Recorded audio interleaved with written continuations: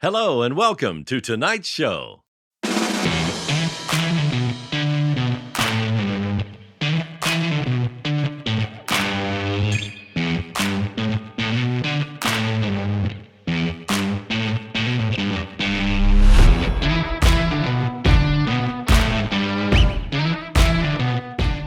Hello and welcome to episode 223 of On the Bench, the podcast for scale modelers by scale modelers, all about scale models. And this episode is being brought to you by Kevin D. Santiago, who has become our latest Patreon supporter. You too can be just like Kevin. Simply go to www.patreon.com/onthebench and pledge any amount from as little as $1 per week. Your contributions are greatly appreciated as they help us with our hosting and production costs. And of course, we're very proud to be sponsored by the Scale Model Supply, so let's hear a few words from him right now. Hi, I'm Scott, the creator and owner of the Scale Modeler Supply, Australia's largest manufacturer of hobby paints. Our premium airbrush-ready acrylic lacquer paints are designed specifically for use on plastics, with a comprehensive range covering all popular modelling subjects including military, aircraft, rail, auto, sci-fi and more. And not only that, but we also have a wide selection of essential hobby tools and now, Infinite Colour, our new range of water-based paints for miniatures. So to check out our range and to find your closest retailer, please visit our website at scalemodeler.com.au. So when quality matters, choose SMS Paints. And hello and welcome to the show. And in the studio, I've got Ian. G'day Dave, g'day Julian, g'day everyone else. And I've got Julian. Good morning. How are we, gents? Good, thanks. Good. How's your fortnight been? Reasonably productive, yeah. Reasonably productive. Pretty Groundhog Day. Same thing, same time. Well, I've almost got 2 cars finished. Oh, shut up. Well done. I mean, out of necessity. Yes. Because, tomorrow. Yeah, well, one of them's due tomorrow, right? Yes, Because we got the Waverley Interclub tomorrow. That's right. And the other one is due on Tuesday. That's for Marissa's group build. Yep. Mm-hmm.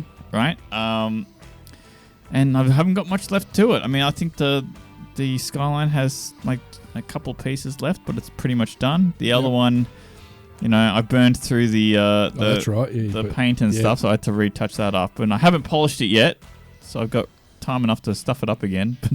You know how it is. Fingers crossed. Yeah, I'm going to take a completely different approach when polishing it this time. Yep. So I've been pioneering a trick. So when I did the Mustang, I bought a little polishing like pad kind of thing that goes into a rotary tool. Yep. 3mm bit. Mm-hmm. The little 3mm shaft kind of thing, and it goes into one of those little battery-powered electric rotary tools. The little ones. The ones like a pen, not like a Dremel or something. Yep. And it actually left a lot of like sort of swirl marks like in my paint where it had like scratched it or something. And that's when you use the end of it, but I find that if you use the side, it's a different thing. And what you can do is like I can get like a cotton bud, you know, like a Q-tip, cut the shaft off halfway and then chuck that up in it. Right, and if I use the side of that spinning around, I can polish in like the little nooks and crannies. Good idea. Yeah, very clever. Yeah, very good. Yeah, that's something I've been developing as a technique, and it turns out like I'm not the only one who does that. Oh, okay. There you go. Yeah. You're not reinventing the wheel. No. I mean, I just came across because I was like, this will fit in there.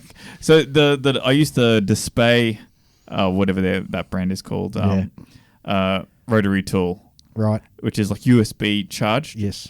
And because it uses a set screw on either side instead of like a chuck, a collet, or a chuck, you know, you can pretty much throw anything in there, as long as it's 3mm. Yep. Oh, very cool. Which is perfect for me. Very cool. Yeah. You just got to make sure that you don't use the end. Be really careful with that, because like you know the shaft of the Q-tip will start coming through, and then you'll scratch your paint. Yes. Well, myself, I put Barry together and got him in the brown base colour. so I can start Barry paint. Well, tomorrow I've got a day off, so tomorrow I'm hoping to start me serious painting on the Barry the bearded dragon. Oh, very good.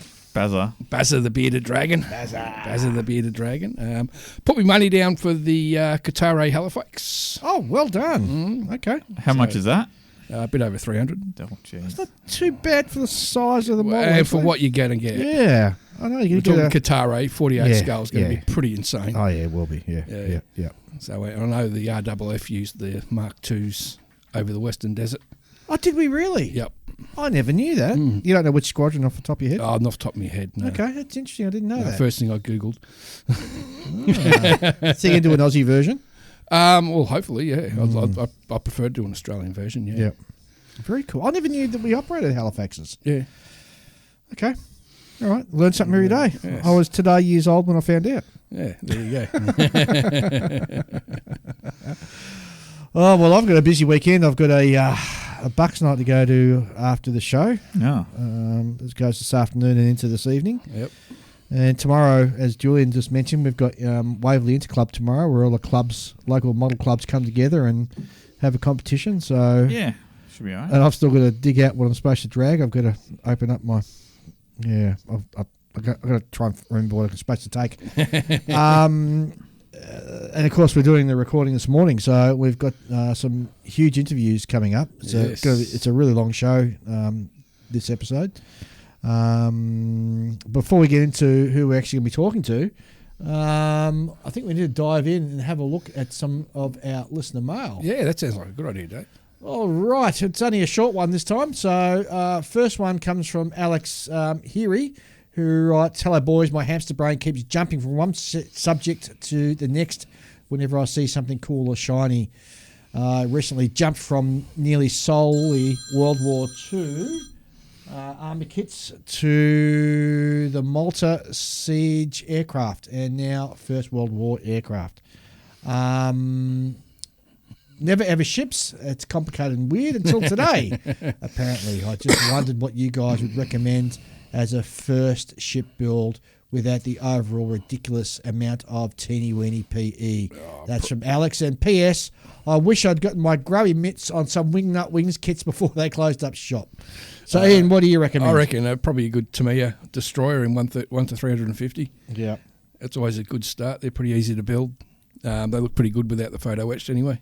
Yeah. That's the way I'd go if you want to dip your toe into it. Yep, definitely. I definitely. Definitely a Tamiya. And look at one of the World War II destroyers, Japanese ones. They just go together so well. Yeah, or even the Fletcher class, they do. It's an old kit, but it's still a nice kit. And it's good size. Yeah, Yeah. not too big, and it paints up quite nice. Yeah, it builds up absolutely. quite nice. And I'd like to get like a, if it was my first foray and if I was, comfortable with photo etch, comfortable enough anyway. Yep. I would go in for it because that's like the best photo etch experience you're ever going to have. Yeah, destroyers, definitely. 100%. Yes. 100%. So you can't go wrong. And the beauty about Tamiya kits is that they fall together really easily. And even without doing any sort of aftermarket stuff, they look really nice. Yeah. They build up as a really nice model. Definitely. And as I said, especially those, like Japanese destroyers the and Kagero stuff. class and so forth. Yeah. Yep. They're just absolutely gorgeous. Yep. So go and check them out. They're not too expensive, Alex. Yep. And it's a good way of dipping your toe into building a naval subject. Nice naval subject. So thanks very much. Dave Waple writes in on the back of our topic from last week, who says, good discussion on the hobby safety. I've got one more to add. A month or so ago, I was listening to Jensen Taylor on the Plastic Posse talk about how his airbrush compressor exploded. A lot of people don't drain the air tanks on even the smaller compressors. They may blow out the external water trap, but ignore the actual tank itself. Over time, that water builds up in the tank rusts and ultimately fails. Happened to me. Yeah. If you're lucky, it just breaches. If you're not, it can go off like a small bomb. These little compressors typically hold between 60 to 120 psi in their tanks, which is enough to do some serious damage. I recall seeing a Flory Models video in England where he had a Sparmax tank fail and it was filled with several cups of dirty, rusty water. He never drained the tank. I live in a very dry climate in Colorado and still get significant moisture build up when filling the tank. I now make a habit of draining it after every use. If you do research on the web, you'll find hundreds of videos about air tanks exploding, some resulting in catastrophic injuries to the users. My personal tank is now 12 years old. It lives indoors and supports my garage, and I used to blow out sprinklers in the winter. I plan to replace it when it gets to no more than 20 years old. I may replace it sooner because the drain valve is starting to leak and the replacement parts are no longer available. And he's also posted some pictures of some, even the YouTube of when a compressor, when a tank lets go. Yeah, it looks pretty nasty. It mate. does. Yes. And that's some great advice, That is David. definitely, David. Yeah, Yep. definitely.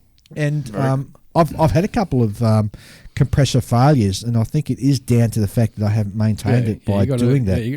and it's not hard. No. Build it up with pressure and just pop that little drain cap and watch all that white gunk come out the bottom. Yeah. I think White it- gunk? Yeah, Well, or even rusty gunk as well. yeah, white or yeah. Yeah.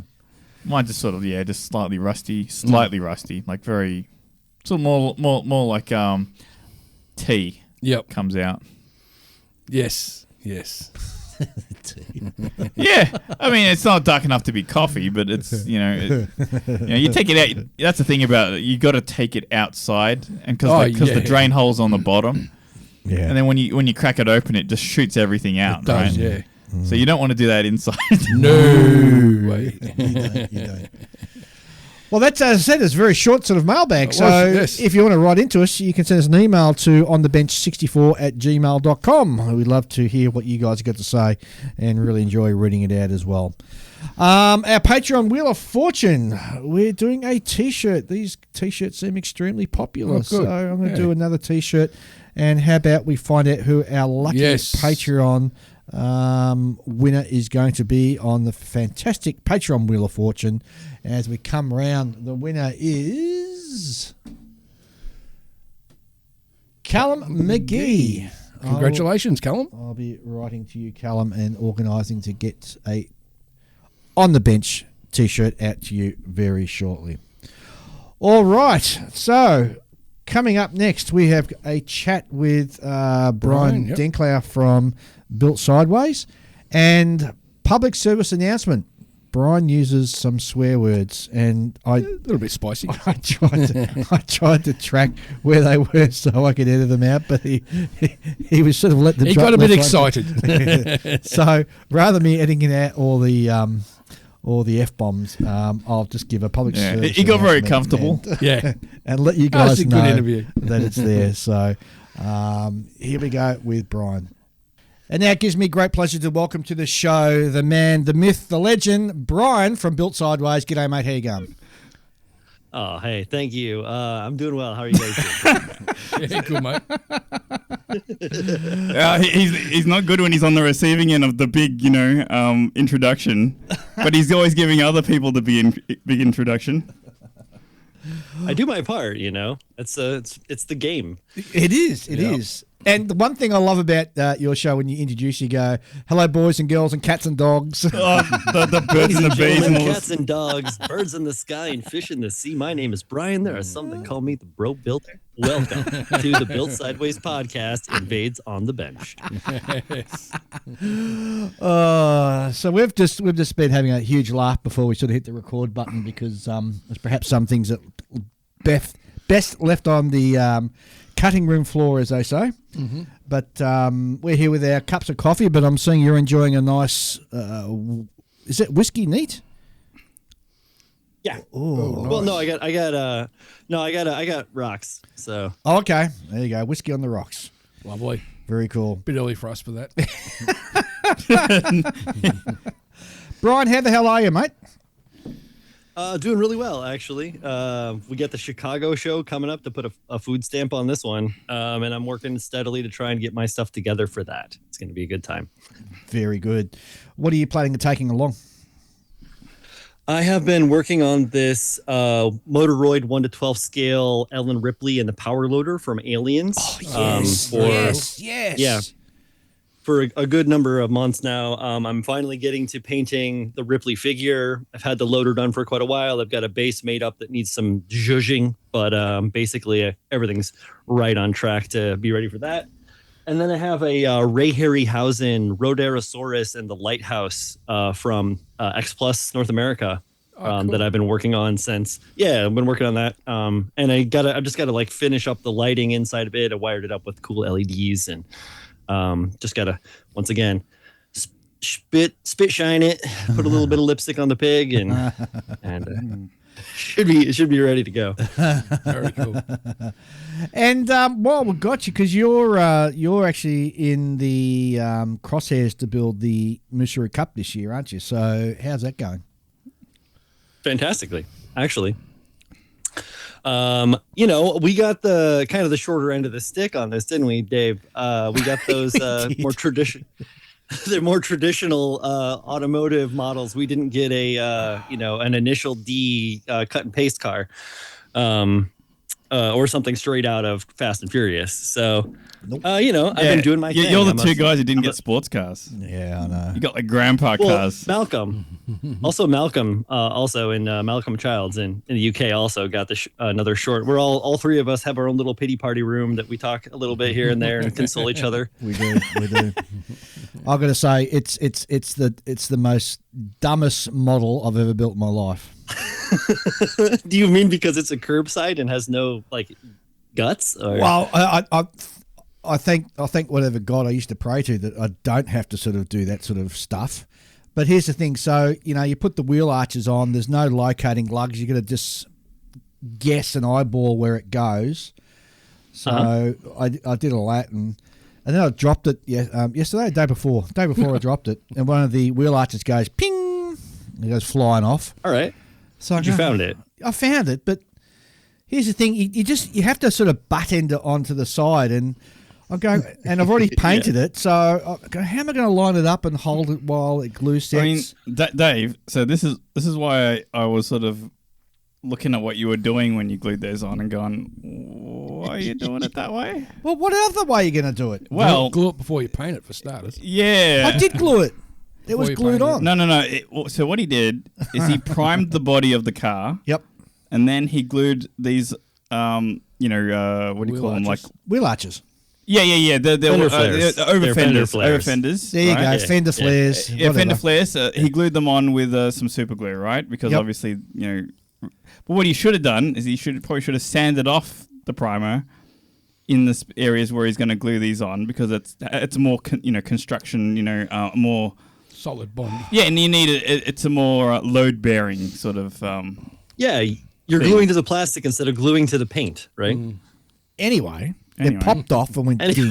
Well, and I'm thinking to myself, how am I going to get this matched back on perfectly again? So this is what I did. I got some blue tack, and I used that to hold it in place. Turned it upside down and flooded the seam with super glue, and sure, of course, the super glue is sort of all mixed in with the blue tack now, but I don't care because if you can't see it, it's fine. You can't see it, so it's going to be fine. That's fine. As long as it doesn't have a chemical reaction and starts melting the plastic. I mean, I could get to photograph it from whatever angle I want, so you can't see all the faults. And trust me, there's going to be many faults in this. Well, so there'll probably be only one photo, which will be a zoomed-in shot of the license plate, and that'll be it. So generally speaking, with most models, your classic 3 glues will suffice, right? White glue, the extra thin, the solvent glue, and the super glue, right? That's usually all you need. And you know that when you're using the super glue, it's because you can't glue straight to the plastic. It's because you've painted something, right? Right? And white glue, the only reason why you would use such a crappy glue is because you need it to dry clear. Or take it off later on. Yeah, you need to take it off, that, right? Yeah. But in the world of car modeling, you sometimes have to go a bit outside the box because, you don't want your nice shiny windows getting fogged up with super glue gases, right? Ugh. Yeah, no, you don't. But man, there was no locating positions. I had to eyeball where. I have never seen a model, that has those kind of large over fenders, that has locating things. Mm-hmm. You're not wrong. I've never seen one. Well- It does and if they do exist, you're gonna have to worry about your hole being slightly too big, and then when you've glued it on, you can see the little mistake around the edge where it's like peeping out, And then I tried it with the wheels on. Of course, it doesn't fit because I've got to do some cutting on the inside to take the wheel arch out. Yeah, it said that in the instructions, right? What a stupid thing to do. I mean, come on, man. It's part of it, It's though. in the 'cause it lowered the instructions. car. Yeah, mate. Yeah, you're for real. Like, yeah, it's not that it's not that tough. Well, okay, I'm just going to say this.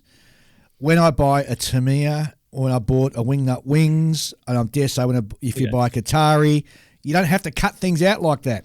Well, see, the thing It's is, designed properly to be built properly. well, see, it's that kit is designed as a regular grandpa car, and then later they issue an extra sprue which has your fender flares, right? And they're like, okay, here's a different version of it.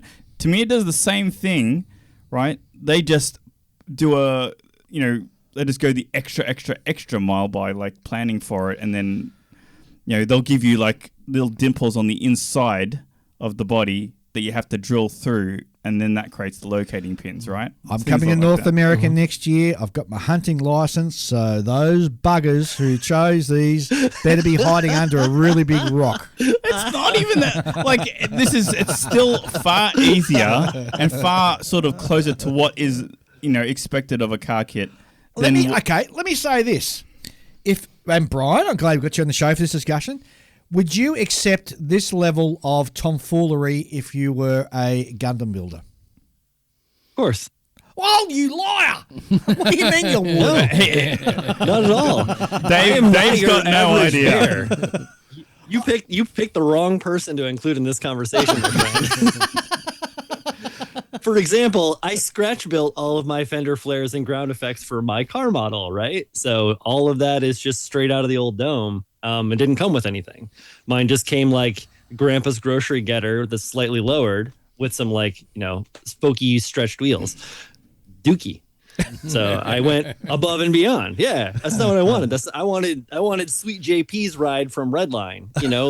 If anybody knows what that is, Yes, we I know know what that Julian is. does. Yeah, I know. Yeah, okay, Me great. too. Yeah, great. So and I'm heading in that direction now. I kind of I'm sorry, Julian. The hood scoop is back.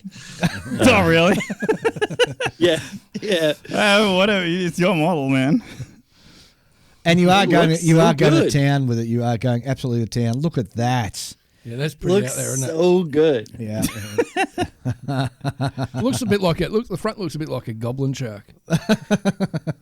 Oh, yeah, I know. Sure, Goblin yeah, Shark. a little bit. Yeah, totally. Yeah, with the proboscis. Yep. Yeah.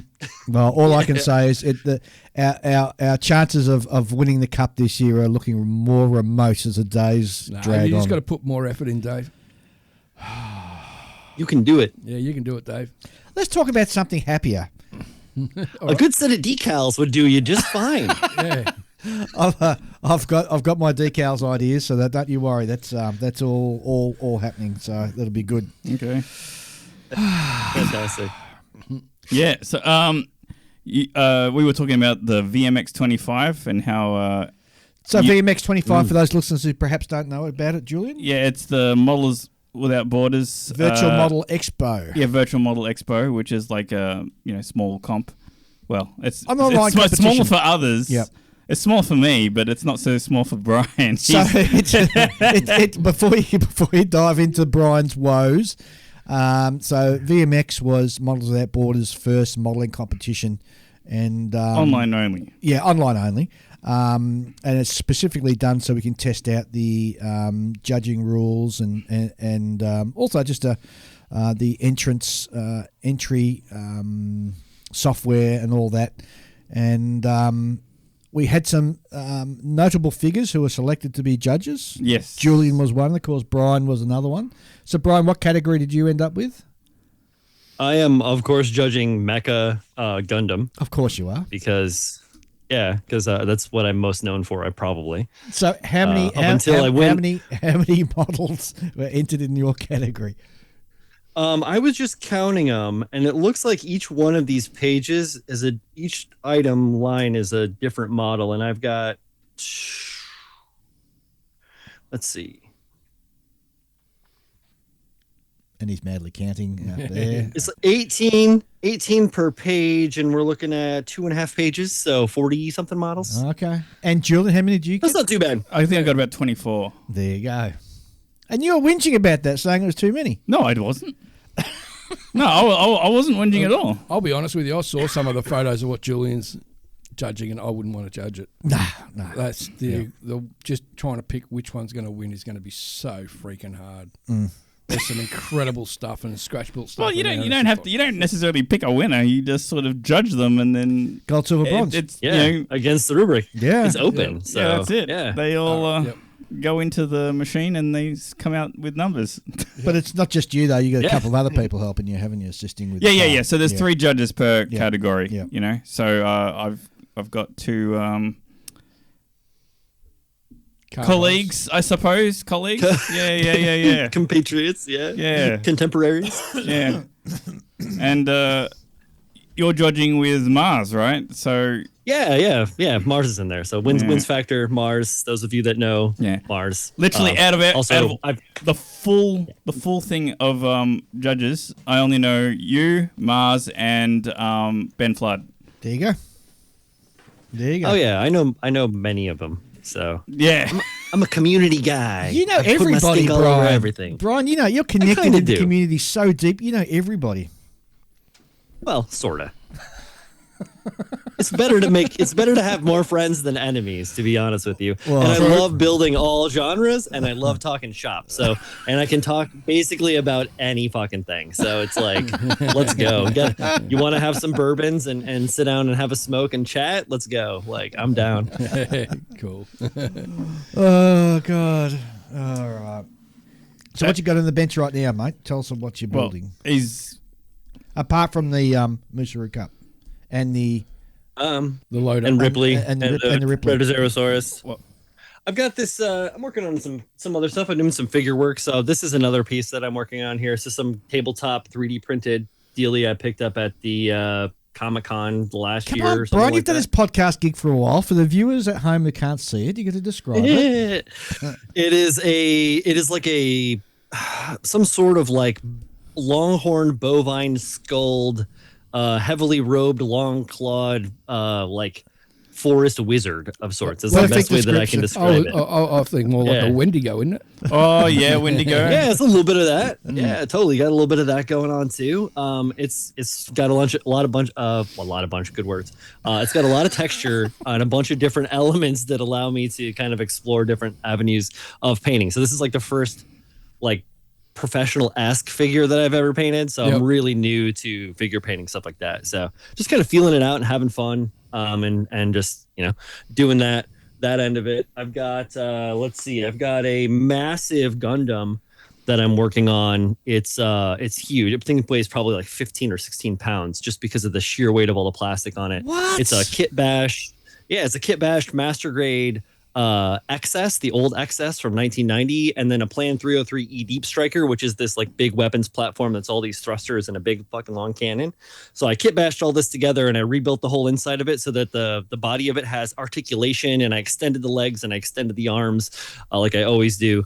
And rebuilt the whole like backpack structure to give it all this extra like tanks and boosters and stuff like that. So that's kind of like been hanging out, primed and waiting for me to move on to that. I've got a 40K tank conversion into Trench Crusade. If anyone's familiar with Trench Crusade, which is this like, right. All right, great. So that is coming down the pipe. That's got a whole vignette diorama base for it out of all this carved foam and all these other elements that I'm going to add to that. And that's chilling on the side too. I've got, let's see. Oh, there's that kit bash back there, I suppose. And then there's the Hysterex figure for Barry. I do sculpting and stuff too. So I'm working on this is like a Dark Souls sculpture bust that I've been working on refining. This is just a resin copy of like something I made out of clay. They both got big arms with beer glasses to cheers. It's one of those desk writer things. Yeah, I mean, and then I'm working on the house too. I got to fix the soffit and clear the gutters out tomorrow. Okay, so you guys are rolling into winter, aren't you? Yeah, man. We got a nor'easter coming through the end of this week, and my wife is very concerned about the trees and everything. So it'll be all right. It's not that bad. 30-mile-an-hour sustained. Yeah. Nothing ever comes good with winds from the north. No. We know that very well. We know that, definitely. So you're a busy man with heaps and heaps of stuff, and of course you're on the what's that little show you're on again? It's called the what? Oh yeah, the Built Sideways podcast. Oh yeah, that's the Built Sideways podcast, of course. Yeah, you've been on there. I know. That was Julian. We're just missing Ian. Yeah, I've been on there. I've been on there. Because I went on there because the guy said, "Oh, the Podfather probably doesn't listen to this." And I shot them at me. I was saying, "Yes, I do." Wow, that was very sneaky. This is how you get all of your guests. you just throw a little shade and see if they, see if they bite. Yeah, see if they bite on the line. But it would have been sadder for them if I hadn't have bitten. It's called planting seeds. No, but of course. We're a community show, and we like to talk about, not your average model topics. Like, we don't really give the rundown of the new resin kits that are coming out for Gundam, or like any of the, chicanery in regards to the manufacturing end of things. But we do talk a lot about our relationships with the hobby, and then with each other. And then sometimes we talk shit on people that do stupid stuff in the hobby. Yeah. We normally package up and send a little sort of voice thing off, or a little, I guess you call it a package, to those podcasts who hit 100. I was trying to track you guys, but the way you do it, you go C's and then start 1, 2, 3, 4 again, and I got completely lost as to where you were. So I must apologise the fact, and I did send you an email, I think, or a message saying congratulations. And again, I'll do it now. Did, yeah. Publicly, congratulations on hitting 100, which is a huge milestone for a podcast. Yep. Oh, thank you. Yeah, appreciate that. We're no strangers to like doing talks. Like, it was easy to transition into doing the audio format like solely. I have a YouTube channel, and the other homies have YouTube channels too. So I've got like 180 something live streams on one of my shows, and then like another 80 something, 88 on another one of my shows.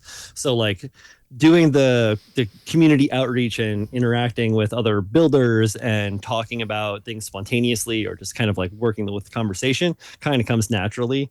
It's a pleasure to be a part of the podcasting community, and to be able to interact with so many different people, because like, not a lot of people are going to sit through 2-hour live stream of me and like whoever, drinking brews and like working on Gundams or something like that, so it's a little bit better to have like this sort of semi-structured format where you can pick a topic and actually really wax philosophical on it, pull in cool guests from the community that we've got the chance to to be a part of, and it's a great thing. And thank you for the congratulations. And you guys bring a different spin on things too. Sometimes you can hardly get anything out because you guys are so busy laughing at each other. Well, it's a problem when you're such good homies, especially with fucking Julio. Man, that guy. If he talked more, we'd never get anything done, because we'd all just laugh. Yep. Oh gosh. So it's coming up to end of show season out your way. I think you said you've got Chicago that you're heading off to. Is that next week or the week after? Yeah. It's this coming week. Yeah, we're caravanning out, me and a bunch of the guys from the MFCA, my local hobby club. If I want to call it local, it's an hour away in Philly, but yeah, it's going to be great. Boys road trip. Oh, there's nothing better. That was good fun. We're hanging out for our road trip up to Canberra. Yeah, it's about 3 weeks ago. Second weekend in November, so it's not far off now. Yeah, 3 or 4 weeks. Yeah, 3 or 4 weeks. Yep. Nothing better than getting away with the boys, is it? Having some beers and discussions on the night time, and some good food and good laughs. Well, just did that at PatCon, that show that Rob Riv was ranting on. That show was fantastic. And the best part for me was that, like, even growing up in so I grew up in the Midwest, right? And then I moved out to the East Coast, and I lived in New York City, and I worked all around the city doing art and architectural stuff, like working in the metalworking industry. So I never took a time to go to like the Intrepid and see the awesome exhibit of machinery and the ship itself. Like I never went to any of these museums. So up there at the American Heritage Museum was the first time I got a chance to like interact with an ME 109 G14. Like Eric Hartman's freaking replica. It was amazing because like that was that's a plane that's like near to me or whatever, and like or to see an Abrams or any of the other cool aircraft, and then the F1 cars, and I think I shared those with Julian. Yep. And so you've never been to the Intrepid. Awesome. You've never been to the Intrepid. Well, he has now. No. Well, gee, No, I haven't. I've got. Oh, one. no, okay, I've got one up on you then because I They're all in have. the same place. Hey, that's fine. I do. And now like having traveled to the city, I live in New Jersey now, but having traveled to the city for work like I did for so many years in a row every day, it's like to do the commute just like does not appeal to me whatsoever. No. Yeah. It's funny. I'll get up there eventually though. Our work is about to open up a new office, which I have to go to, and I can't wait because the commute's going to be cut down by a factor of half. Because I won't be going on the damn freeway anymore, so I'm really looking forward to that. Yo, that is huge. I know. Man. I know. Yeah, that is huge. So you've half from what to what? Oh, so instead of an hour, it'll be only half an hour to get there now. He was traveling a lot further than that. I know, Brian. You were like an hour and a half, weren't you, one way? No, it was 2 hours one way. What? Before. Wow. Before, yeah. Yeah, now I work about 7 minutes from my house. So, Yeah, that's pretty good. yeah. 7 minutes is good. Yeah. Dude, you must be It's committed fantastic. to your job to travel 2 hours to get there, 4 hour round trip. Well, we were trying. It was a startup. We were trying to make something of it, and it just all went to shit. That's kind of how startups happen, you know. Yeah. But now I'm back in fabrication. Now I'm working with my hands again. I'm working with metal again, and I'm giving a chance to start into a newer company and help them grow into something more, than just like a pigeonhole. So that's going to be kind of rad. Very cool. Very cool. The Chicago show, as you said, you're heading off there This week. tomorrow. So tomorrow you're heading off, yeah? No. Next Wednesday or Next Thursday. Wednesday, We leave okay. Thursday. Next Thursday. Yeah. So from the East Coast, that's a fair hike across to Chicago. Yeah, it's a hell of a drive. It's straight down Highway 80 all the way, basically, and then you make a right at Altoona or somewhere. I don't know. But no, it's going to be a good trip. I'm riding out there with Jack Lynch and Dennis Levy from MFCA. You may know those gentlemen. Mm-hmm. And I think, did you have Lou? No, that was Rob had Lou Massis and Dennis Levy on. Dennis. Yeah. So, but yeah, no, they're all consummate modelers. Pete Kulos, my good buddy, my good drinking buddy. It's going to be fantastic. And then, of course, Don Johnson. Not of Miami Vice fame, but of the Berkshires. No, but it's great, and I'm really looking forward to it. Like Barry and Jim, also, Jim is more of an acquaintance, but Barry is a person I would definitely consider a friend. And like those guys, getting a chance to go out to see their show, and like I grew up out there, 5 hours away from Chicago, but I grew up out in the Midwest, so. I actually have friends in there, like college friends. So I'm gonna get to meet some of my old college friends again. Oh, cool. It's like it's like a fucking huge trip for me, man. I'm super stoked. And just to see all the stuff. I'm bringing Chris Pabs is gonna come out, getting Chris Pabs out there. So anybody that's listening to this right now, because I know this is gonna come out this weekend. If you're going to Chicago show next weekend, you can come find us, Built Sideways assholes, dorking around on Saturday. Pabs is gonna put some stuff in the show, believe it or not. It's amazing. Are you actually going to have a little stand there for Built Sideways, or? No. We're going to be we're nomads. We're going to float around and see what kind of trouble we can get ourselves into. Fair enough. Let's do a pivot now to Gundam. How's the Gundam world traveling over there in the States at the moment? It's aight. GBWC is a shit show as always, especially when you put an American overseas. Some people just don't know how to act. Anyway, hang on. I didn't mean to sort of pick the scab off something controversial. It was a more of a general question. Oh, not at all. This motherfucker right here. No, he pardon my French, but he this guy is a troublemaker, and it's wild, and the whole situation, like. There's been some chicanery that went down in the past that caused them to change their rules here in the States. The States is huge. There's a ton of local events, right? So to get all of the participants to be able to throw their stuff in without having to travel 3 states away, they have a ton of shows. Yep. And then at first it was like, whenever it was available, like, oh, this Hobby Town this weekend, this Hobby Town the next weekend, this one over here a different weekend, and this and that. Well, it caused one specific individual who just happened to be our representative this year he shopped his model around last year to try and get to the point where he got a high enough ranking to be able to be considered to go to the big show in Japan. And that's just crappy, it's a crappy way to be a modeler, to shop your model around, like they always talk about that, people shopping shows or doing the circuit, touring the circuit or whatever. But this guy literally went to one show, he got like a second or something, which is great. You'd be like, all right, man, I got second. Next year, we're going to try and get first. That's how you're supposed to do it. Yep. No, he drove like hundreds of miles or whatever the next weekend to enter in a different show in a different town and took a first from somebody else. So because the paper keeping is so loosey goosey, they didn't know who was what and all this crap. So homie got to there, but didn't make it to the big show. This year, I think he maybe even entered the same model or a slightly altered of the same model in or something like that. I don't fucking know. I didn't pay attention. I don't pay attention to him because he annoys the piss out of me. But yeah, so he went this year and he made a fucking showed his ass. He made a fool of himself. He made a fool of my country. And I'm a little disappointed, to be honest with you. I tried a lot. I won a regional. I won New York's regional in 2019 with one of my builds. My build is not marketable because it's crazy custom and off the wall and out in left field, but it looks really, really great, and it was a good representation for the area. But at the same time, did I freak out because I'm like, no, I get it. I can see the writing on the wall. Let's be realistic about it. It's funny. It's funny because the geeks were just talking, I think, on their last episode about when do you retire a model, and this sort of similar sort of thing came up about for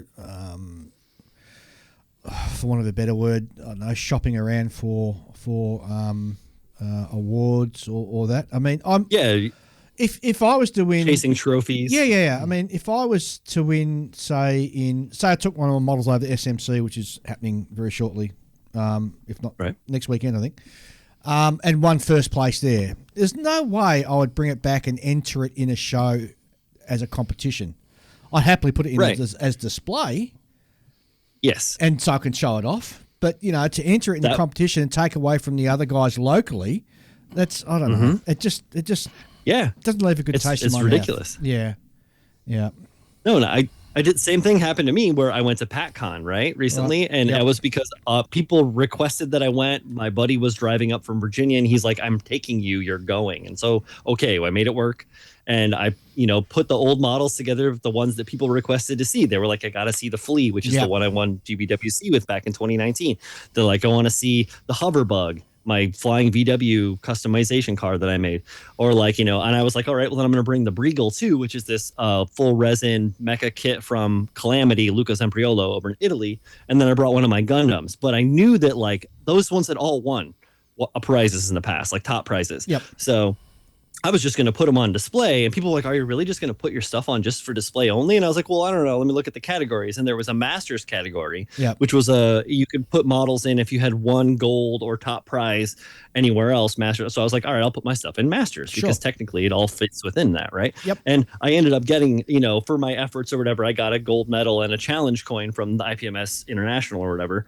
But that I didn't go there to try and win an award or whatever, but I really did get an opportunity to speak with young modelers and people that hadn't seen my work before and get to talk to them about process and philosophy and execution and look at their models and give them critiques on stuff. And I feel like that right there is the most valuable point of me going to that show. It wasn't just so that I could walk away with another medal and whatever. It was to be able to interact with the community and help grow that level of the community and get other people excited too, like car modelers. I got car modelers excited about maybe trying a Gundam kit or something, just And I'm wondering whether with some of these shows, then we need to start sort of pushing to have a table for I don't know, you call it table of heroes or whatever you want to call it, to sort of bump people's egos up. But there they can display models that have won first in the past in either a Masters category or in another international show. You can bring them and show them off because I'd love to see them in the flesh. But there absolutely should be way more display going on at these shows. The Rocky Mountain Show, Barry and Scott's look, show, those guys have got their head screwed on the right way, haven't they?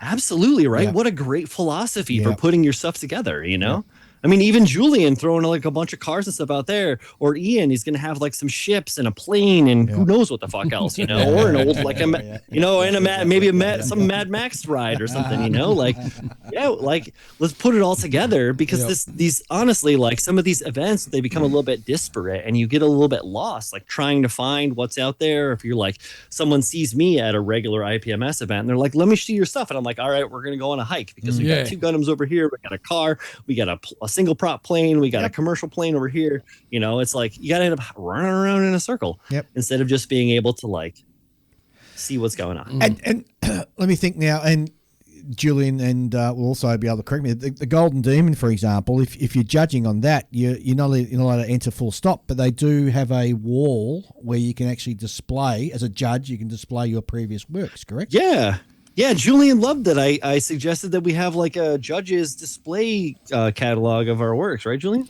I can't remember that, but I'll take your word for it. For the VMX, baby, you know it, right? Look, I mean, they ask you for some examples of your work. Oh yeah, that's right. I remember now. Yeah, I do remember now, but I mean that's rare. I don't normally remember what I've said.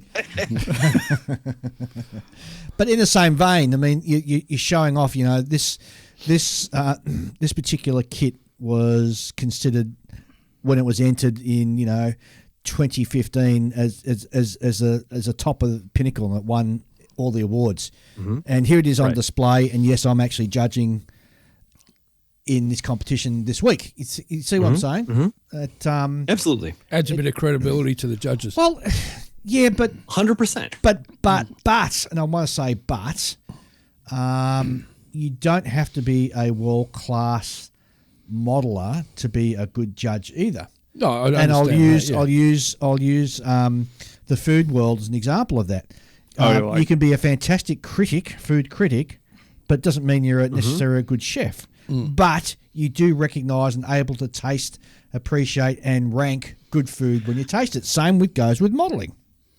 Right. You have to understand a lot of different elements of it. Like, I learned a lot of critique elements when I was in art school, like I didn't graduate from art school per se, but that doesn't mean that I don't know how to critique art or understand like the basics that go into something. Yep.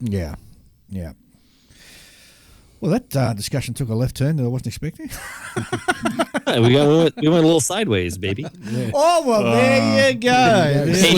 He said the word.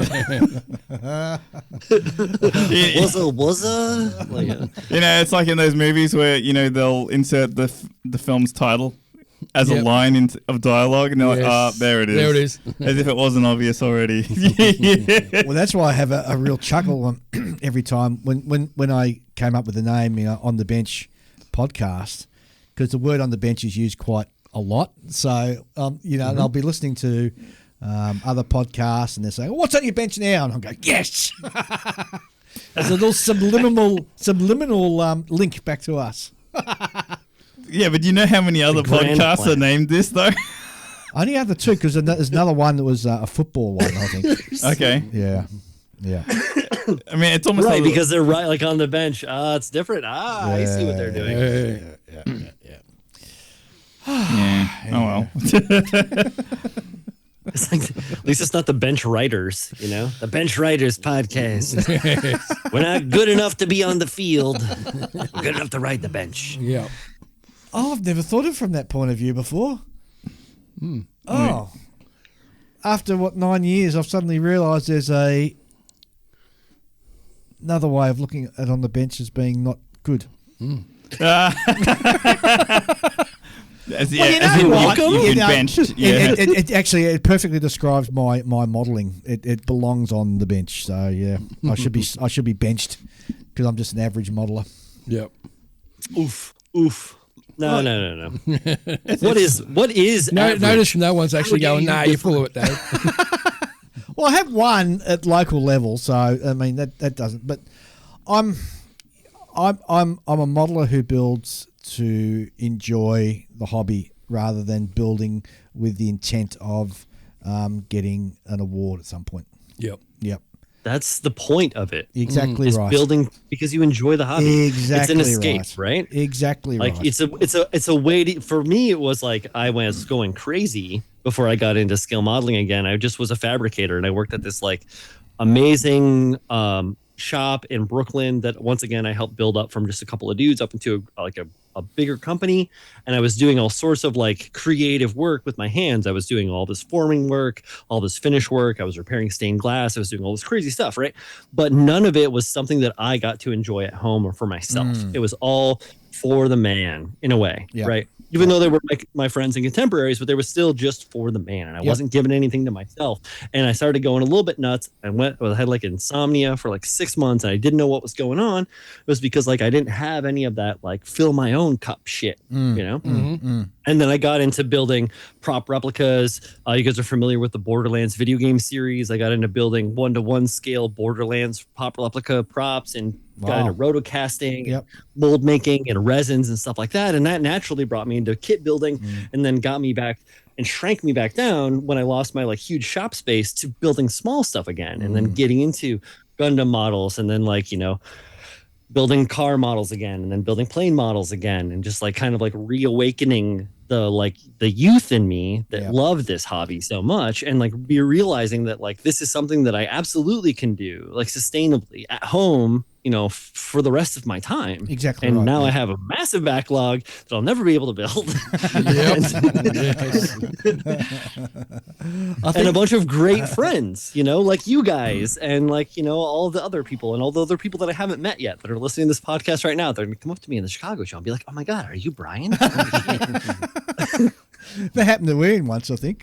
Some dude came up to him and said, hey, are you from the On the Bench podcast? Because he heard Ian talking. Recognized your voice, if I'm not mistaken, Yes, right? that's I heard you correct, from across the room. Yeah. Well, I listen to your podcast, lads. I've heard every fucking one. So the thing is, right, when we go to shows, Dave and Ian will wear the OTB hoodie or T-shirt, but I don't. I don't know why, but I just don't want. Like, if someone can pick me out of a Julian is crowd, not a team player. That's right. You know, You're an undercover lover, it's- Julian. I just like if someone can pick me out of a crowd and go, oh, you know, that's Julian. It's like, oh, okay, well, you deserve that one. But I'm not going to go around proclaiming it, you know. Julian's just worried about all the guys who are going to come and, you know, he's going incognito, so he can't be identified and hunted Kind down. of. I mean, I He doesn't want the Julian's jewels, if I'm not mistaken. Stop that, all right? You stop. Put that away. I don't Haven't need heard that for coming a back few up. years. That was season 2, I think. Yeah, Season 3, something like that. Yeah. Look, it was fine when we went to the US Nationals and people would recognize you anyway because you've got like the Melbourne on your name tag, you know? The Aussies. Yeah, but and that was enough for me, right? Yeah. Because it was you and all the other podcasters were there to take the heat off. You know, they were getting plenty of attention. What I got was enough. You don't cope right? with fame too well, do you? If you're one of these It's not movies, exactly if fame, you're one is of it? these movie stars, you'd be like a recluse. Look, if there was too many people coming up to me to talk all the time, I wouldn't be able to have as many one-on-ones. Because I've had some great one-on-ones with people who are like, oh, you're Julian from the podcast. And then you have a yak and then you go, oh, show me your models. What have you got entered at this event? You know, and I like to do that sort of thing. But if I'm getting dragged here and there to talking to like having to, you know, stop talking to one person to talk to another, I don't want, that's too much.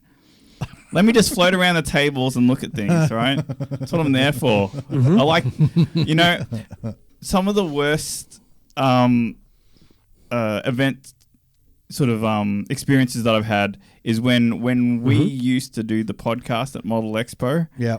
And I'd be too busy sort of running around trying to look at things and talk to people and then having to go over and record you know, 5 minutes. And I didn't get enough time to really soak up the show. Well, we got a busy schedule this November up at Canberra, man. So you better get your. Oh, it's all right. Yeah. It's a bit of a different sort of It is. atmosphere up there. Yeah. It's a lot more sort of chilled out. I don't know what it is. much so. Yeah. It's also the I've heard warm good weather. things. The warm weather. Mostly from you helps. guys, but Yeah. the warm weather helps. Oh, Yeah, 'cause I'm like a model- cold climate guy, you know. Yeah, because like Model Expo is in winter. Yeah. Always in winter, and like you're always like doing the long walk out to your car, back to and from, and it's like cutting winds because it's at a race course. Mm-hmm. Yeah, and then whereas when you go up to Canberra, it's like you never have to walk anywhere, and it's beating down with Lovely sunshine. sunshine, Lovely Canberra. and then late spring. and then when you leave the event, you get in your car and you just break out and sweat because it's been sitting in the sun all day. Burn yourself on the steering wheel. on the steering wheel and the seatbelt buckle. Yeah, the metal seatbelt. Oh yeah. burn. It's a very Oh, different. fuck yeah. It's a whole different vibe, and then you can go out for drinks after. No one's going out for drinks after Model Expo because it's middle of winter. You want to go home. Yeah. Whereas Canberra, What? Whereas You Canberra, guys need Vikings in your groups. No, well, the thing is, Ian, Model where are the Vikings, Ian? yeah, I don't know, they all disappeared. Model Expo is kind of in the middle of nowhere. Yeah, so, it's quite in the middle of nowhere. I mean, that's where you would build a race course, right? Yeah.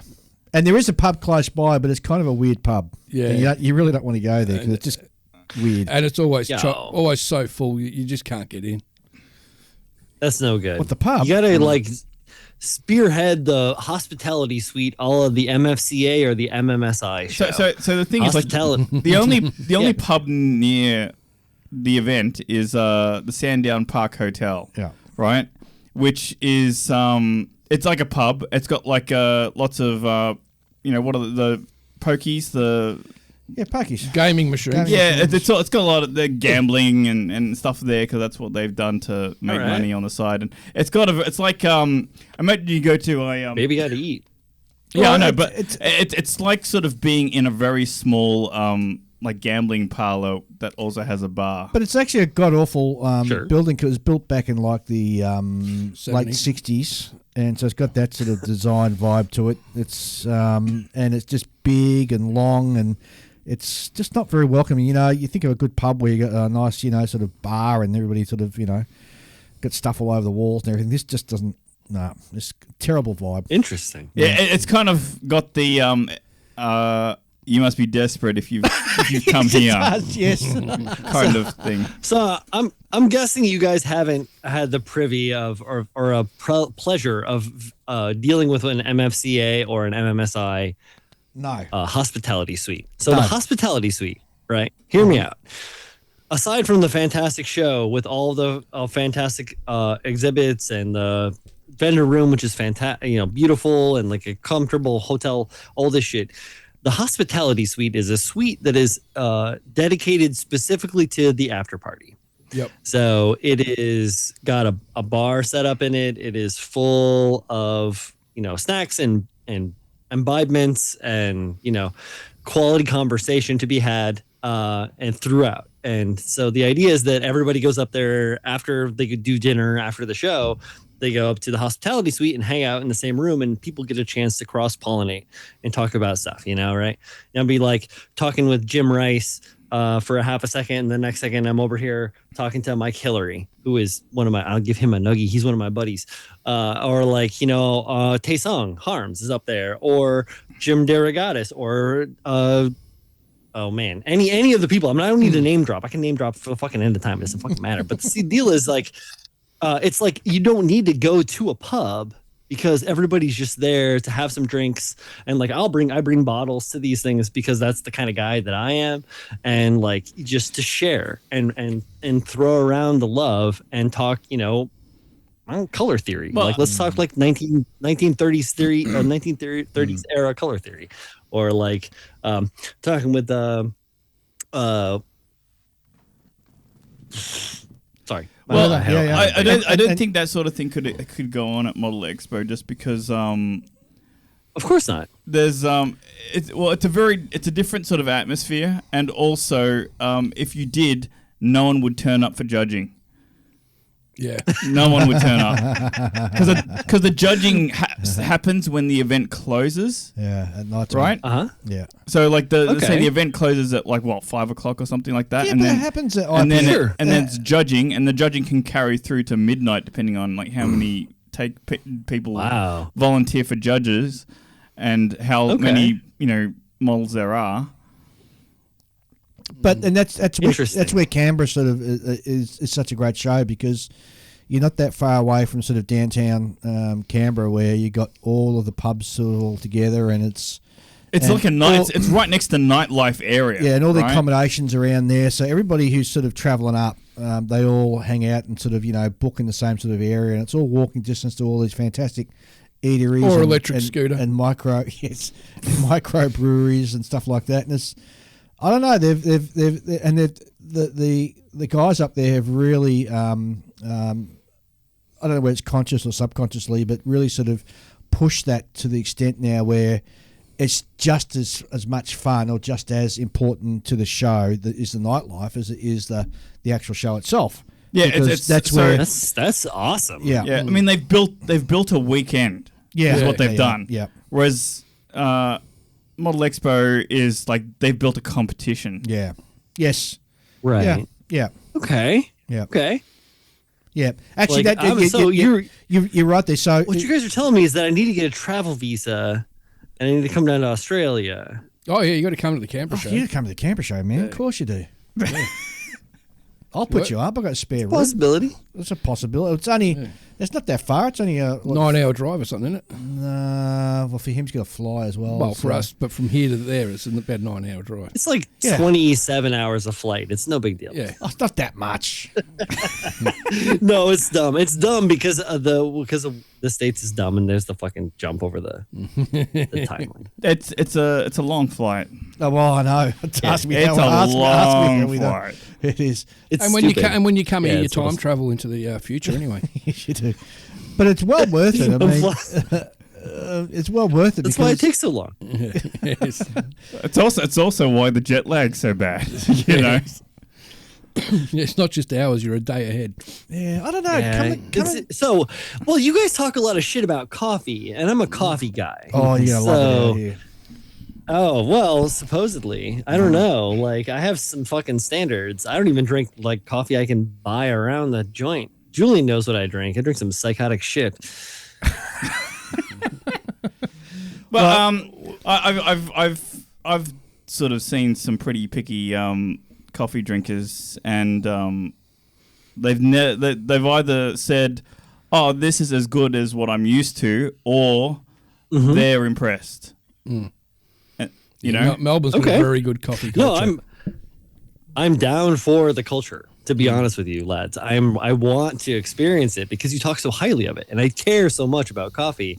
Being a coffee drinker for the majority of my life, so I'm down, and I'd also be down to try and send you some of my coffee. I think I've said this to you maybe before, Julian. My Death Wish coffee that I drink. This is very, very strong coffee, right? Yes, it's fantastic. It's not even just the strength of the coffee, but it's the flavor. Okay. The roast is so good. Organic source is roasted in Ithaca, New York. I've been drinking it for more than a decade. It's the only coffee that I drink. Okay. Is Death Wish. It's not like some sort of coffee where some mammal eats it and poops it out and then you go around and... No, that's kind of like...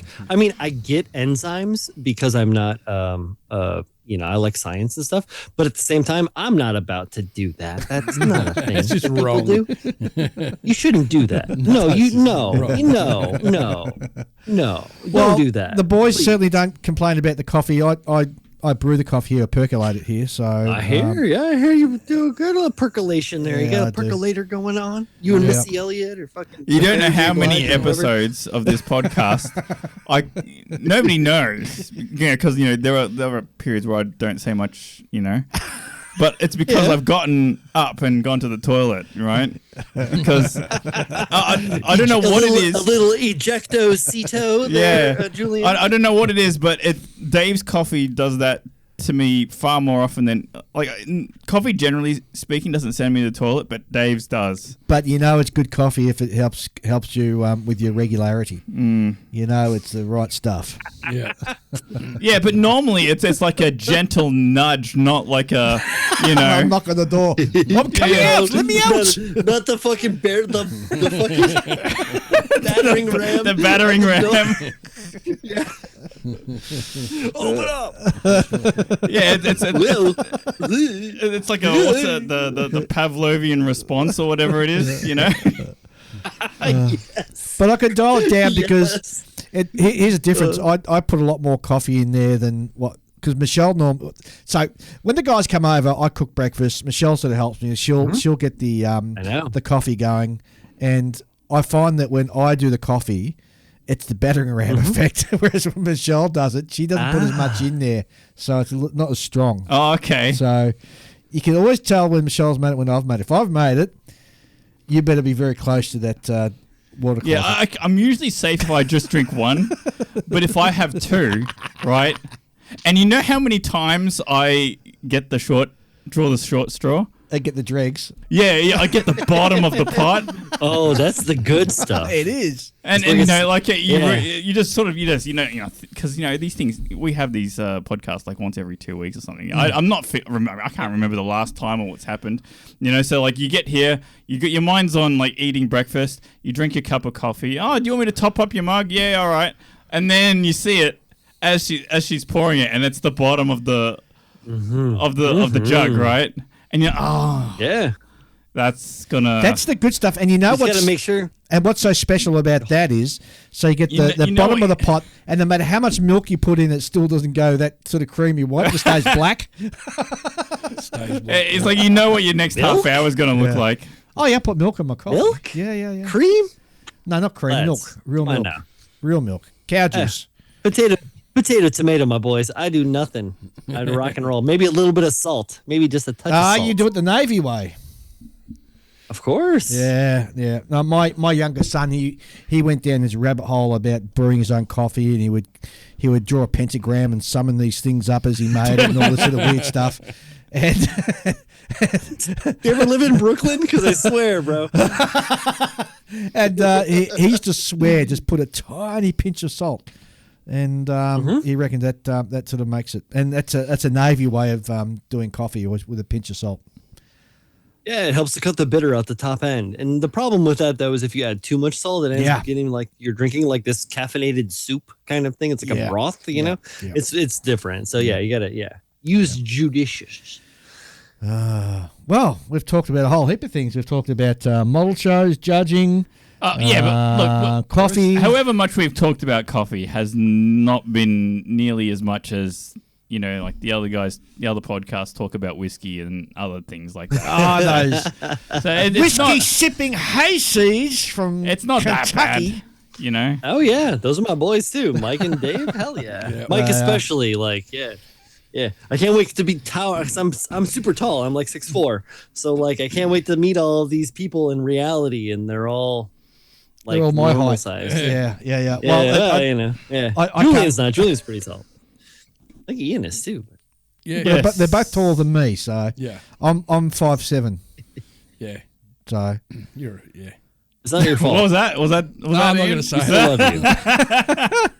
I'm not going to say anything, mate. I'll stay out of that one.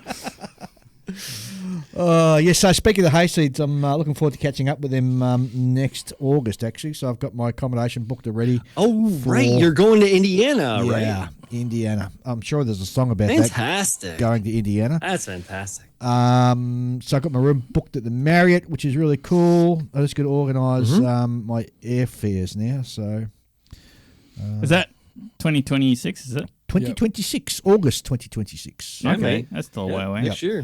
Yeah, that's not far away at all. No. That'll come round in a flash. So I've got to get my airline tickets booked. You taking There's honestly anything? You know what? I was thinking about not taking something, but I'm thinking about maybe taking something, only just so I can, feel as if I'm part of the circus. Sure. Take something. It is definitely a circus. It is, but it's just such a pain in the butt traveling international we've got a good friend who travels all the time internationally, and he drags his models all across back to the US and Australia and to Europe. And but it's just a pain in the butt. It really is, because you're constantly worried. Is it going to? Yeah. Anyway. Yes, we all know what happened. Of course. To my kit when I went to the States. It's not just you; it's plenty of other people. Yeah, many. Yes. So the security guard comes up to Ian and says, "What do you got in there?" And Ian says, "I've got a model." So he opened it up for him to have a look, and of course the guy reaches right in with his great big ape hands to sort of grab and touch the model. Yeah. Yep.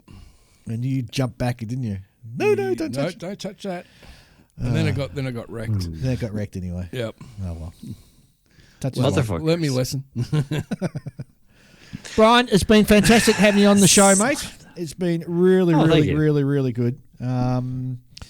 Where can people find more information, or more if they want to follow you or find out more of this sort of YouTube goodness you've been talking about, this podcast stuff? Where can listeners go to find out about it?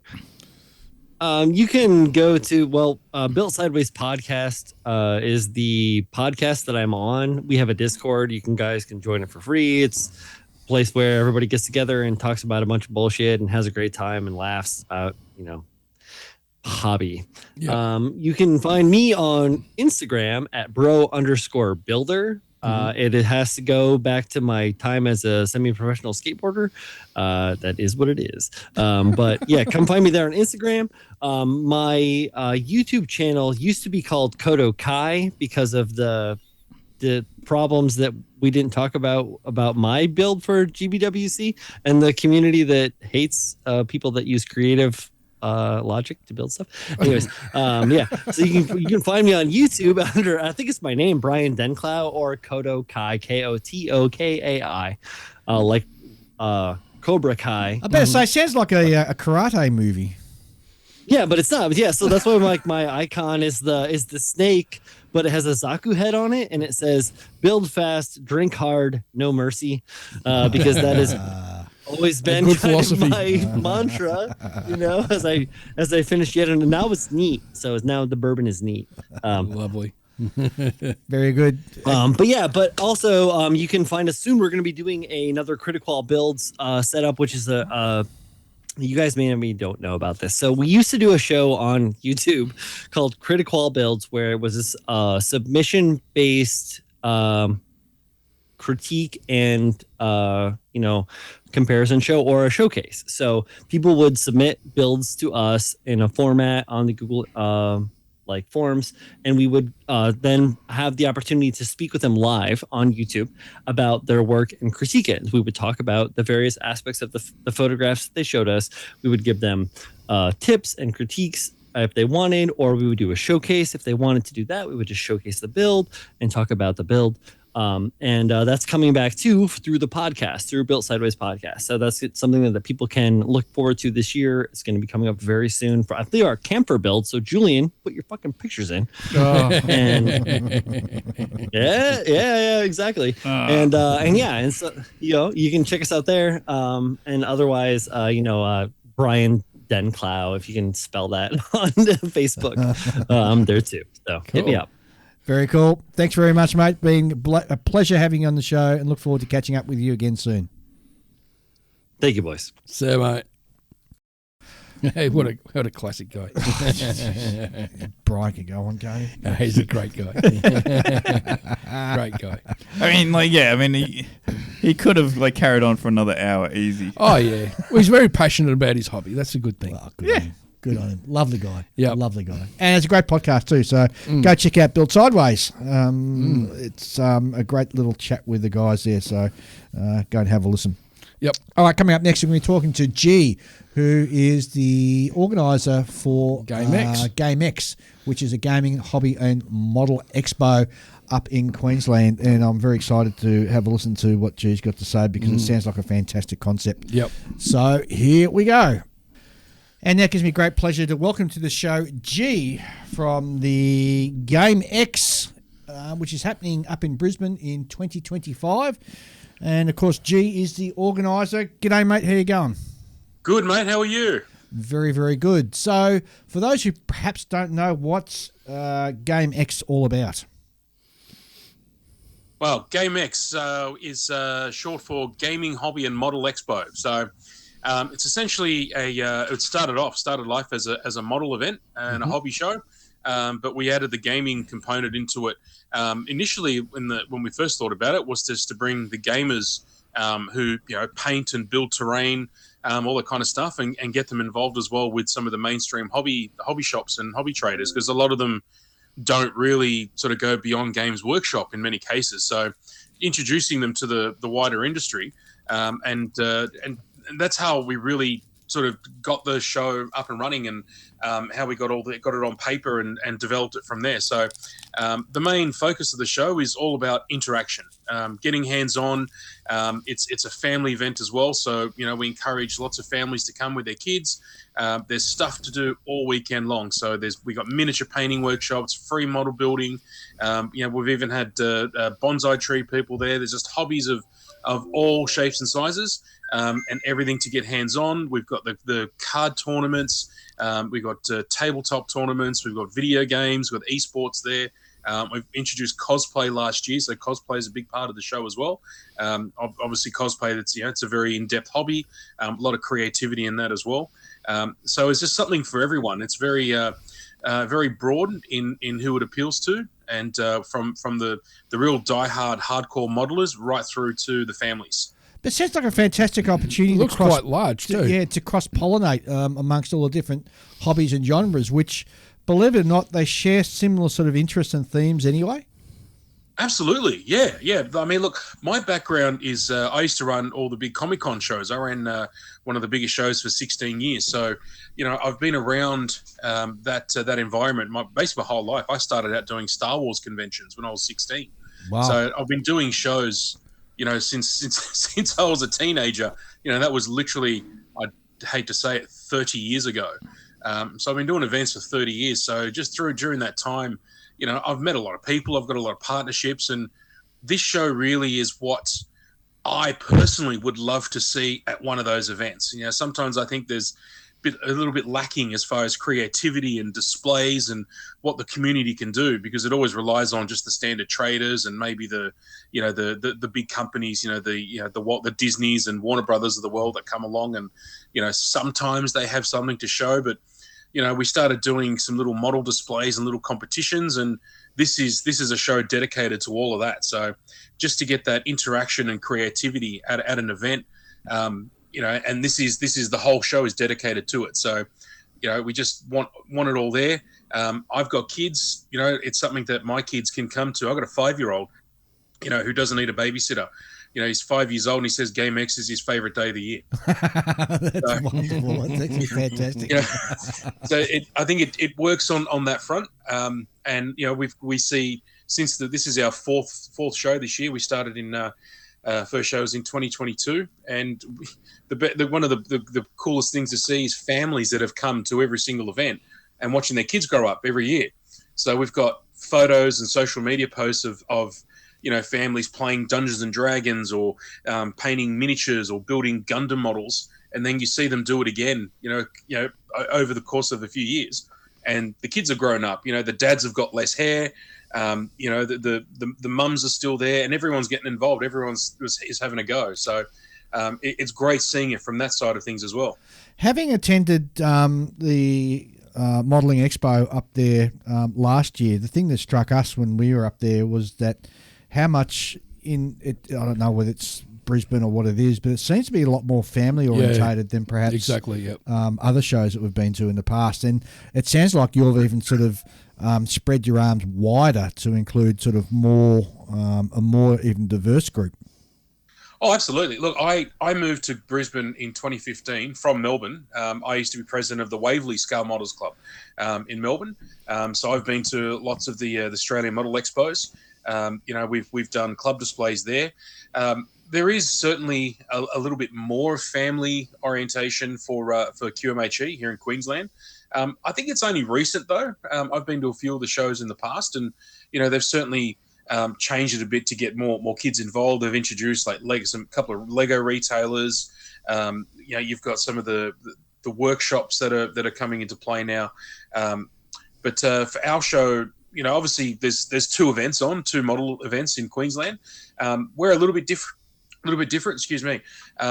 We have obviously our entire focus is family, and getting that interaction amongst all the people involved, all the modelers, all the cosplayers, everyone that likes to come along. We really want to encourage that. It's that hands-on, learn to do something. One of the other big parts of our show is the main stage. We call it Stage Central. So we do a lot of our panels and workshops on that stage, and that's a full AV setup. We can usually fit about somewhere between 40 and 50 people in the audience at a time. And we even do, we did them last year and they were hugely successful. And I was really surprised how much everyone took to it. We did model kit trivia, which I can actually confirm now. I actually looked it up and I spent 3 days on the internet with square eyes trying to find anyone else that's done a model kit trivia and put something online about it. And I couldn't find it. So I'd like to say we're a world first doing model kit trivia. Heaps and heaps of fun. Sounds boring, but I think it was one of the highlights of the day, to be completely honest. And then we did the speed build on the stage as well. So, we gave 5 people 25 minutes to build a kit. They've all got the exact same kit, all got the exact same materials, and the added bonus of me as an MC heckling them the whole time in front of the live audience. So that went really well. And actually at QMA Chair, we ran into some of the guys that participated in that, keen to do it again. So we're actually doing it. We're doing it on both days this year. So be different kits, one on Saturday, one on Sunday. We've got a bit of a curveball for one of them as well. But I will still be there heckling them, asking about their love lives and what they like to do when they walk on the beach, just to mess with their heads. And the stuff that these guys can do in 25 minutes is just insane. It's absolutely insane. And it's all filmed. It's on, we've got cameras up on the stage. Everyone can see it on the big screens, see what they're doing. And then it's the audience that judges their favorite kit. And then we did actually put the kits into the main SMS model competition as well to see what the reaction would be. Geez, I'd still be unwrapping reading the instructions by the time the event's finished. Well, one of them actually did, and we actually had to just spur him along and say, mate, you got 25 minutes. And in the end, it's the guy that actually won. So, so I think that extra 30 seconds looking at the instructions helped him because he got it together pretty quickly. So it did quite well. So this year we've got an aircraft and a tank with a small surprise in it as well for this year's speed build challenge. You got a lot of traders attending this year? We do, yeah. We've got about 30 traders made up of exhibitors and Artist Alley. Because we, excuse me, my background, as I said, is the pop culture conventions. The Artist Alley, I've always said, is the heart and soul of some of those shows. So these are straight up creatives. These are people that are not retailers. They're not business people per se.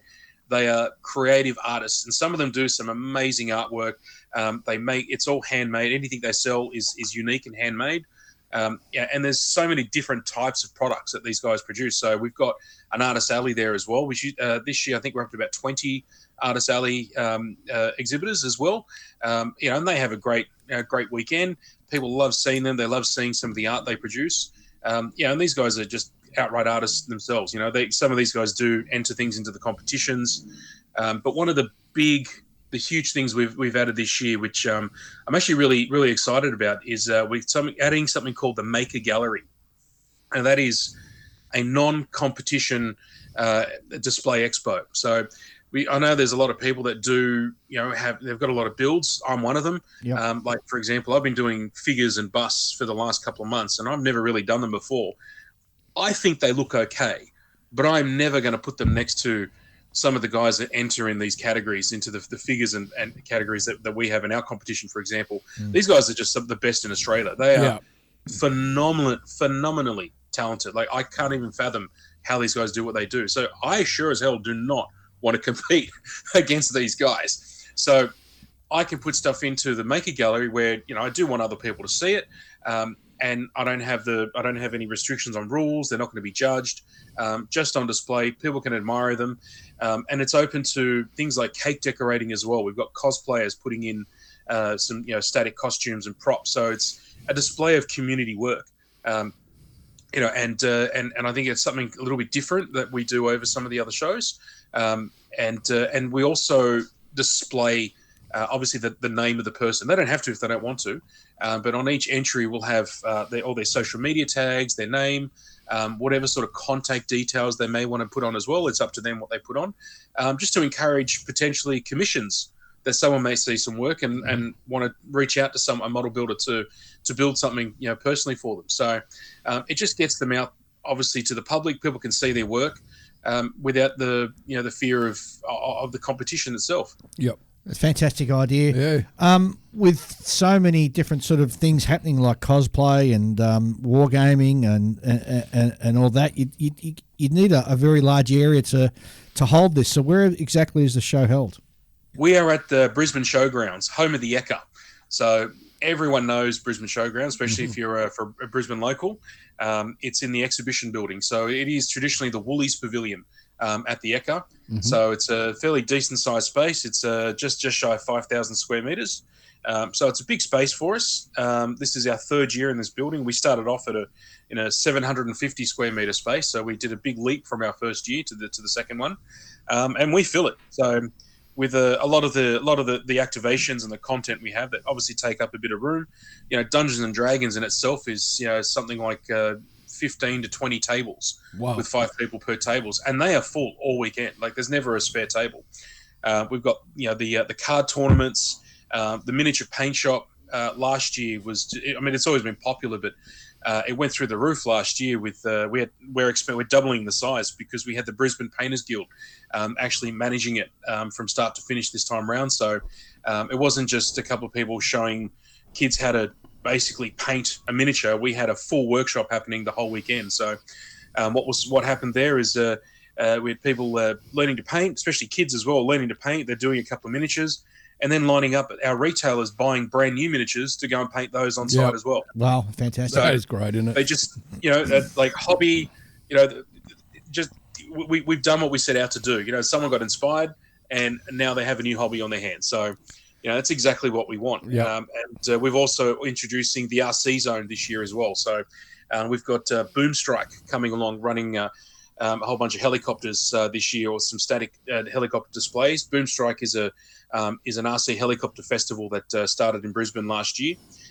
So they'll be there with some big scale helis, some micro helis. We've got the Brisbane Mini RC Mini Club coming up. They're setting up a track. Plus we've got some drones. We've got tanks going in there, and the RC trucks. They've come to the show quite a few times now. They've been there almost every year, and they are so cool. Like you wouldn't think a truck would be exciting to look at while it's moving along, but these things, the size and the complexity of some of these kits, driving those around, plus the construction equipment. So we've got a 2x2 meter sand pit. We've got about 4 or 5 excavators in there that kids can pick up and play around with, and move some sand around and move it around the floor. Just lots of things for kids to do. People can try stuff out. If someone's interested in radar control, they can talk to the guys there. There'll be retailers there where they can potentially get started, or go have a chat to them and get involved. And they've got someone to talk to straight away, without that fear of sometimes people get a bit intimidated in a shop, for the first time when they feel like they're being sold to, where this time around they're talking to enthusiasts. They're talking to the guys that run the clubs and fly them, not so much salesmen. Yep. And they can steer them in the right direction.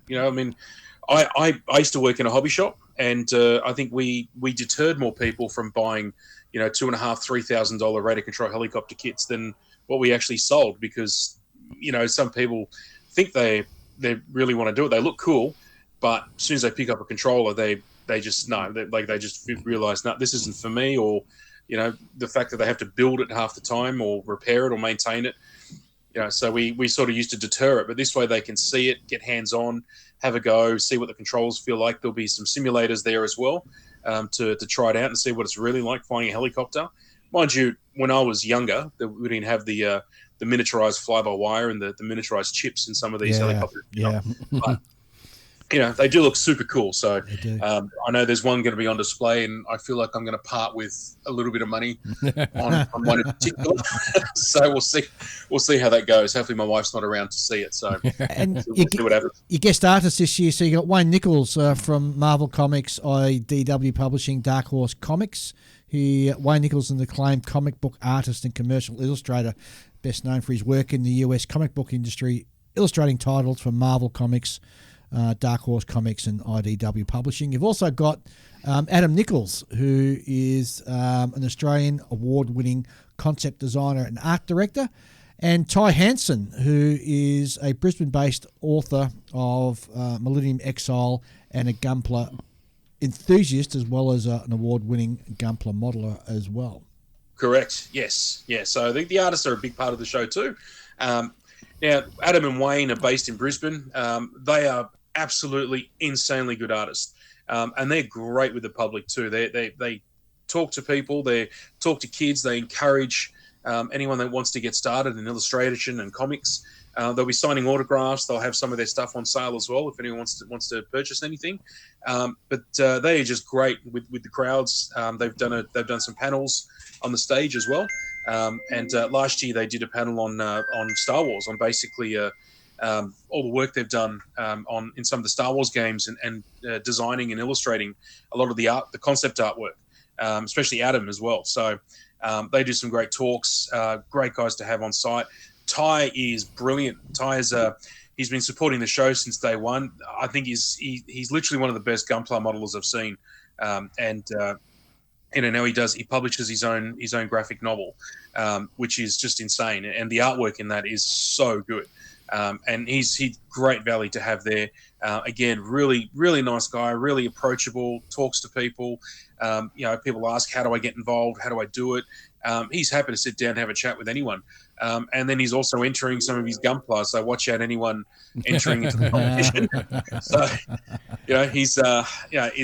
there's some great work that comes out of these guys. And I've been building models since I was a kid, and I get blown away as just the level of quality that some of the builders bring along to these shows. It's just insane. Yep. So just coming back to the modelling side of it, so GameX Scale Model Build Competition, which is powered by our good friend Scott from SMS Paints.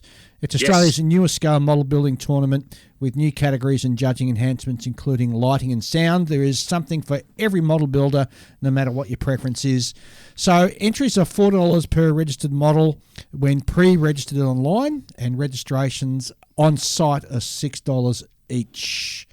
And there's a free entry once you tip over 5 models or more. Correct. Yep. So some of the competition rules. So basically, is it a gold, silver, bronze, or first, second, third? Gold, silver, bronze. Good. Yep. Three levels per category. We have a trophy for the winner for each category. Plus, we have the major awards that we present at the end of the weekend. So we've got. Obviously, the overall winner, the judge's choice. We have what we call the GameX Connect Award, which is an award selected by our volunteer crew. They vote, and they're the only ones that vote for the GameX Connect. There's the People's Choice, obviously that everyone gets a chance to vote for their favourite kit.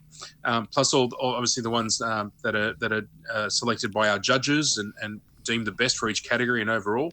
And we also have our sponsor award. So that's one that Scott himself will decide his favourite entry for the weekend. Yep. Yeah, Scott's such a great guy. He really is. He is, yeah. It's a huge amount of categories. So there's aerospace, which is a large, medium, small scale. There's armoured vehicles and equipment. There's automotive vehicles, dioramas, vignette, figures. Just bit of everything.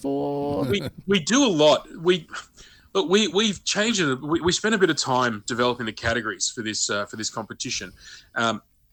Myself and the guys that run the show as well. 105th Armory, they're a hobby shop here as well. So everyone involved in the show, we're all model makers, or we're all creative. So we're not just a bunch of guys that decided to do a model expo and see what happens. No, we are all, I'm dumb enough to, I have a hobby and then I go and start a show. So we sat down and looked at the categories. So all those traditional categories you'd find at any other hobby event are there. But what we found is a lot of the sci-fi stuff in particular usually gets sort of clumped together. So what we've done is we've separated it out a little bit. And we kind of model it after an event called Wonderfest, which is on in the US every year. Oh, yes. So Wonderfest is a sci-fi model show. Yep. So we've broken the categories down, which obviously gives us a lot more categories. But you can at most other events, someone could build a 1/72nd scale X-wing, and then it'll go up against a 4-foot Star Destroyer, or something. Someone's made a 350 scale USS Enterprise. With fully Aztec, and someone's spent 3 years on it. So that it's not really fair to judge those two entries together. You wouldn't judge a 144 scale Spitfire up against a 32nd scale F-14 Tomcat. So we've broken it down for basically into sizes. So like the ships, for example, we got fighters, freighters, capital ships, just to even it out a little bit. We changed some of the names of the other categories that, again, traditional categories, just to give them an overall heading, and then broken it down to tanks and armor and all that kind of stuff. So they're all those traditional categories that you'd expect to find. But then we include enhancements. So other events do, obviously you've got out of box and enhance, which we do, but there are other enhancements, and especially on the sci-fi side, lighting and motion, sound as well. So a lot of those elements don't generally get judged at some other shows. So we really included that, and I'm one of the judges too, and I'm quite ruthless. So if someone's built a Star Destroyer, for example, and put some holes in and put some fiber optics, for example, as windows, I know that from reference material there could be a section that, for example, could be three levels, but someone's put one light in it, one big fiber optic strand that's too big, and you look at it, so well, in scale this window would be 3.5 meters high, so it's sort of out of scale. So we do look at things like that to make sure they represent what represent the medium and the actual subject that they're trying to replicate. You do have to have some reference material. If not, it's not the end of the world. But all those requirements are still there, like any other show, instructions or reference material, just so the judges can see what they're trying to replicate. But lighting is a big thing. You don't want to overdo it with lighting. You don't want to be too bright. Enhancements like the motors and gears and things make a huge difference as well. So we make sure that if someone goes to the effort of doing that they're going to be rewarded for it too, and judged, and again, judged fairly. So someone that's lit something that looks phenomenal up against the same kit potentially with no lights, which still looks really good, but doesn't have the enhancements with the lights. The public may vote for the lighted one, but the person who's done it without lights, you don't want to disadvantage them. So that's why we separated those categories. Yeah. And I'm especially pleased to see that there's a real space category as well. Oh, absolutely. Yeah. That was a must. I know I've got 3 of the 72nd scale space shuttles. The old Revell one. Oh wow! Okay. Yeah, and none of them have any of the tiles on it. So I've been I need to do it, but I got to do it justice. So I've been researching for 2 years as to the best way to do all the surface detail and the blankets, and so I'm not touching that till I don't think I'm ready for that commitment yet. Big job, mate. Yep. Mate, this is coming up very soon. It's 22nd of November through to the 23rd of November. Show opens on Saturday, 22nd of November at 10 a.m. and closes the Sunday, the 23rd at 5 p.m. It's at Bowen Hills, 600 Gregory Terrace, Bowen Hills, Queensland. At the, what's the name of the place again? Brisbane Showgrounds. Brisbane Showgrounds, which if you know Brisbane, you'll know where it is. Exactly. Mate, we wish you all the success. Yes. Looks like a great show. Yeah, it does.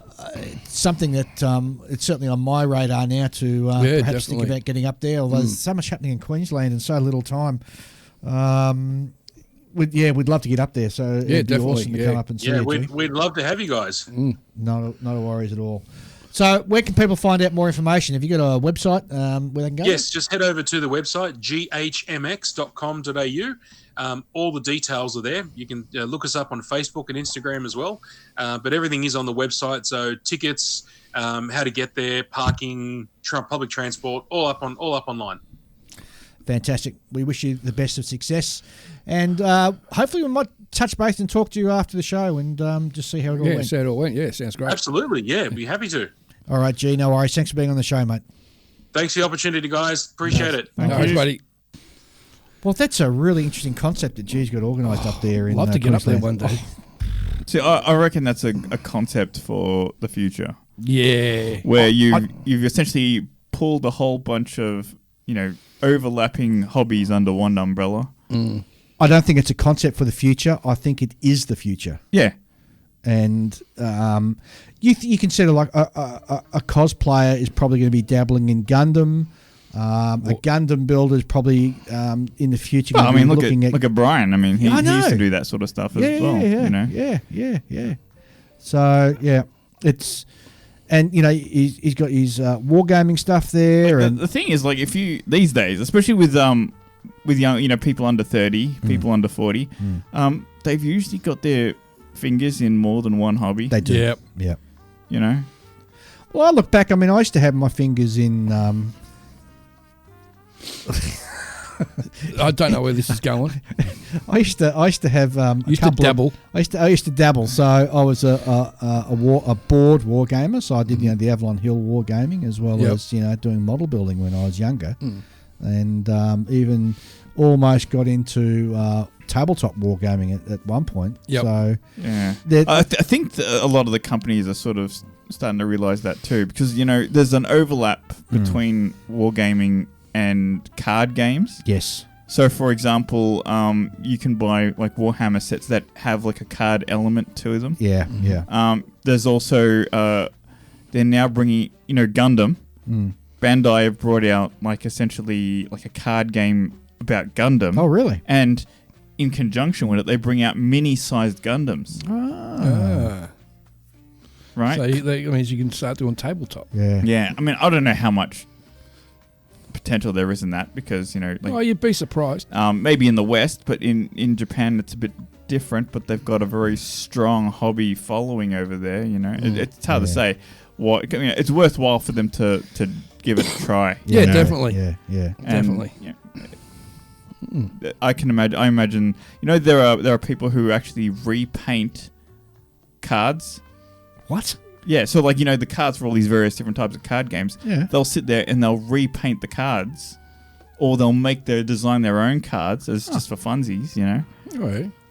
And that's including, they're using Vallejo paint, Wow, there you go. There's so many different things out there, and there's room enough for everyone. Exactly. If you put it all under one building. And I love seeing I think it's exciting to see it all together. Yeah, I think it's the way of the future. Yeah, so definitely. We'll have to get G back on to find out how that went. Because, and we'll have to make an effort one year of popping down there. So many places. I mean, this weekend you got the South Australian guys. You got their model show on, and there's just so many model shows, so little time. I know. Just to borrow something from another. Trying to get that time off work is always difficult too. Yeah, there's that. There's expensive getting across to all these. Oh my god. Yeah, but it's one to look at in the future anyway. All right, gents, let's bring this home. Adios, everybody. Well, that was quick and short. Okay. Yeah, why not? I mean, take a page out of my book. Julian. Yeah, see ya. All right, guys. We'll be back in a fortnight. Until then, see you later.